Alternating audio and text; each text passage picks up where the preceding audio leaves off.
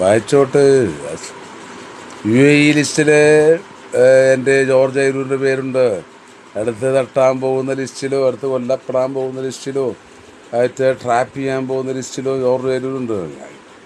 അവർ തമിഴ്നാട് മുസ്ലിങ്ങളെ വേറെ തരത്തിൽ തലയിൽ പറഞ്ഞ് കൊടുത്ത സാധനങ്ങൾ തെറിപറയിപ്പിക്കുന്നു. അതാണ് പുതിയ അനുഭവം. ഇത് പറഞ്ഞുകൊണ്ട് ജയിലിൽ പോവോ അല്ലെങ്കിൽ ആവിഷ്കാര സ്വാതന്ത്ര്യത്തിൻ്റെയോ പത്രപ്രവർത്തനത്തിൻ്റെയോ സൈബർ ലോയുടെ ചില ത്രഷോൾഡിലാണോ ഇതൊക്കെയെന്ന് എനിക്കറിയില്ല, അറിയാൻ വേണ്ട.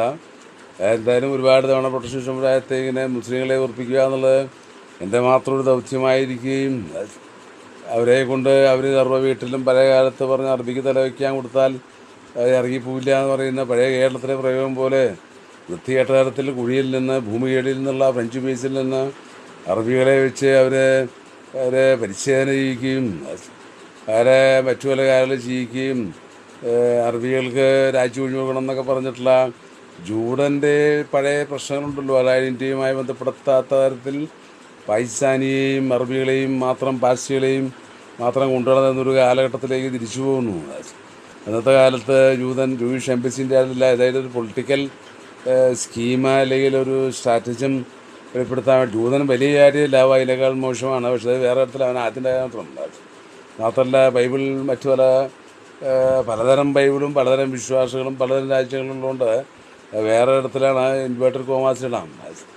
അതുകൊണ്ട് അവിടെ പലയിടത്തും പല സ്ഥലങ്ങളിലും ഒരു ചെറിയ സിറ്റീസിലെ കൺട്രോൾ ചെയ്ത് ഒരു കഥാപാത്രത്തെ മൂവിക്കുക എന്ന തരത്തിൽ വീട്ടിൽ നിന്ന് പുറത്തിറങ്ങുന്ന നോക്കി ചെയ്യുന്നതാണ് ഇപ്പോഴത്തെ ഫ്രഞ്ച് രീതി.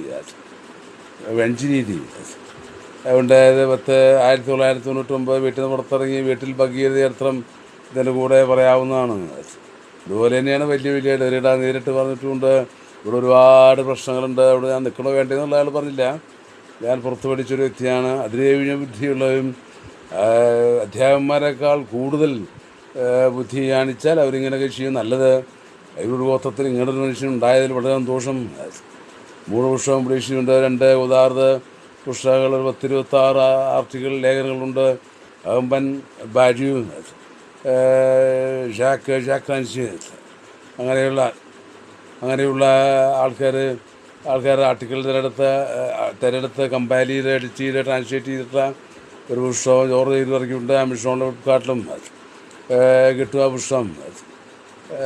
അത് തന്നെ രണ്ടാമത്തെ പുസ്തകം കോൾട്ടസിനെ കുറിച്ച്, ബെർണാഡ് മേരി കോൾട്ടസ് ഇന്ത്യയുടെ അത്ര പോപ്പുലറല്ല. അതുകൊണ്ട് അത് ഫ്ലിപ്കാർട്ടിലോ ആമസോണിലോ തടയാവുന്നതാണ്. കൃഷ്ണൻ നായർ എന്ന് പറഞ്ഞൊരു ഉണ്ടായിസം ഭൂമിക്കടിയിൽ വരുന്നുണ്ട്. വെറുതെ അനാവശ്യമായ സാഹിത്യകാരനൊക്കെ ഇന്ത്യ വീക്ഷിച്ചുകൊണ്ട് ഇവിടെ ഒന്നും നേടാനില്ല പ്രത്യേകിച്ച്. അല്ല, അതിവിടെ വല്ലാതെ തരത്തിൽ ഉണ്ട്. ഇത് പറഞ്ഞാൽ ഒന്നും ഉണ്ടാകാൻ പോകുന്നില്ല എന്നാണ് ധാരണ.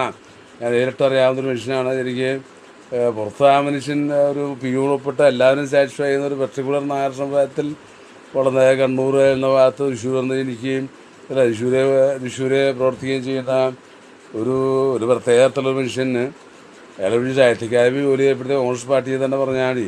ഇതൊക്കെ വിമർശനം എന്നുള്ള നിലയ്ക്ക് കണ്ടാൽ മതി. അയാളുടെ ഇത് ആഹ്വാനം എന്നുള്ള നിലയ്ക്കോ റിവോൾട്ടിൻ്റെ നിലയ്ക്കോ ഓർത്തഡോക്സിൻ്റെ നിലയ്ക്കോ ആണെന്താ കണ്ടാൽ തന്നെ എനിക്ക് വിരോധമില്ല. പ്രൊട്ടസ്റ്റന്റ് സമുദായത്തിൽ വേണ്ടി കത്തോലിക്ക പീഡനങ്ങൾ സഹിക്കുന്ന ഒരു വ്യക്തിയാണ് ജോർജ്. പക്ഷേ അതിലെന്നെ ഡിമീൻ ചെയ്യാനോ അതിലെൻ്റെ കരുത്ത് പോവുകയോ ചെയ്തിട്ടില്ല. അതിൽ കരുത്തൊന്നുമില്ല.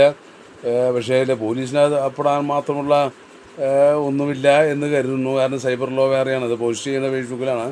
ഇന്ത്യ ഗവൺമെൻറ്റും ഇതും ആവിഷ്കാര സ്വാതന്ത്ര്യവും ഡാറ്റ യൂസേജിൻ്റെയും മറ്റു പലതിൻ്റെയൊക്കെ ലോയിൽ വരും. ഇത് എനിവേ ഗുദാർന്ന വിഷയം പ്രൊട്ടസ്റ്റന്റ് സമുദായം, ഇംഗ്ലീഷ് സമുദായം, പെൻഡിക്കോസ്റ്റ് സമുദായമായിട്ട് ബന്ധപ്പെട്ടിട്ടുള്ള ഒരു സമുദായത്തിലുള്ള ഗുദാർ, ഷോൺ ലൂക്ക് ഗുദാർ, അതിപ്പോൾ എല്ലാവരും മറച്ചു വയ്ക്കും.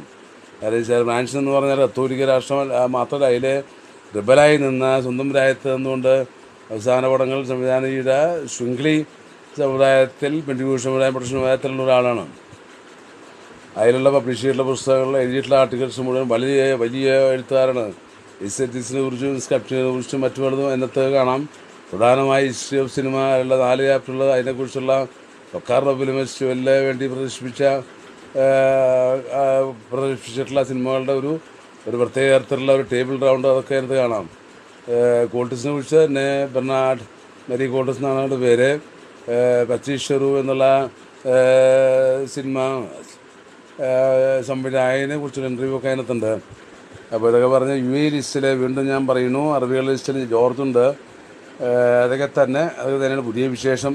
അങ്ങനെ പറഞ്ഞാൽ ഇടയ്ക്കിടയ്ക്ക് ലോകത്തിലെ എഴുത്തുകാർക്കും ആവിഷ്കാര സ്വാതന്ത്ര്യത്തിനും മതപരമായിട്ടുള്ള കാര്യങ്ങൾ, പ്രൊട്ടക്ഷൻ സമുദായങ്ങൾക്ക് വന്നുവിടുന്ന കാര്യങ്ങൾ ഞാൻ ഇവിടെ വെളിപ്പെടുത്താൻ ഉദ്ദേശിക്കുന്നു. അറബി സമുദായം എങ്ങനെ ഇന്ത്യയെ നശിപ്പിച്ചുകൊണ്ടിരിക്കുന്നു എന്നുള്ളതും ഒരു തെളിവാണിത്. അവർക്ക് കത്തോലിക്ക സഭയ്ക്ക് നിലനിൽക്കണമെന്നുണ്ടെങ്കിൽ അറബി ആശുപത്രിയുള്ള പോലെയാണ്. UK ഇതേ ഫിനോമിനാണ് വന്നുകൊണ്ടിരിക്കുന്നത്. അമേരിക്കയിൽ എങ്ങനെയോ വഴിമാറിപ്പോകുന്നത് നന്നായി എന്തായാലും. പക്ഷേ ഇന്ത്യയെ സൂക്ഷിക്കേണ്ടി വരും ഹിന്ദുക്കളും പെന്തിക്കോസുകാരും എന്നുള്ളതാണ് എനിക്ക് തോന്നുന്നത്. അവിടെ നിർത്തി കോൾട്ടസ് ഗുദാർ എന്ന് വായിക്കുക. ഫ്ലിപ്കാർട്ട് ആമസോണിൽ കിട്ടും. ഗൂഗിളിൽ ജോർജ് അയിരൂർ പേര് തപ്പുക. George Ayiroor GORGEYR. ജോർജ് അയിരൂറിന് പേര് കൊല്ലം മറങ്ങാട്ടുകോണം വാളകം സ്വദേശിയായിരുന്നു ഒരു കാലത്ത്. ഇപ്പോൾ മറ്റൊരിടത്തായി താമസിക്കുന്നു. അത്ര തന്നെ അവിടെ ചേർത്തിരിക്കുക.